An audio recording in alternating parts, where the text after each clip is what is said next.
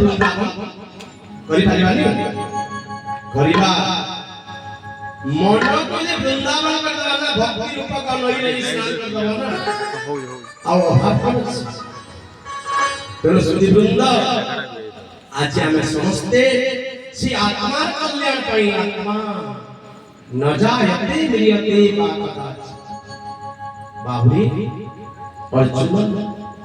এ আত্মার জন্ম মৃত্যু সত্য শাশ্বত চিরন্তন কিন্তু মনে না যেপরি লুগা পুরা হইগলে মଣିষ নূଆ লুগা পিন্ধে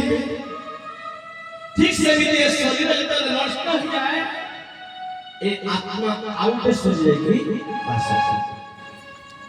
এবং আত্মার কল্যাণ যাহা সেন রহিরন্ধমতি তাহাকু বলি আত্মা ঘাতি যদি সৎসঙ্গ কলানি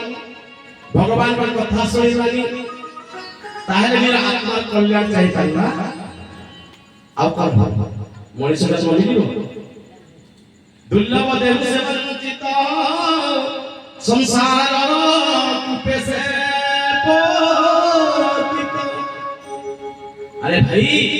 এই শরীর হচ্ছে দুর্লভ শরীর বড় ভাগী মানুষ চলু পাওয়া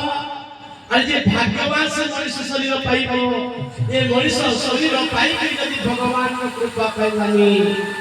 তাহলে ভগবান মনুষ্য জন্ম দেবে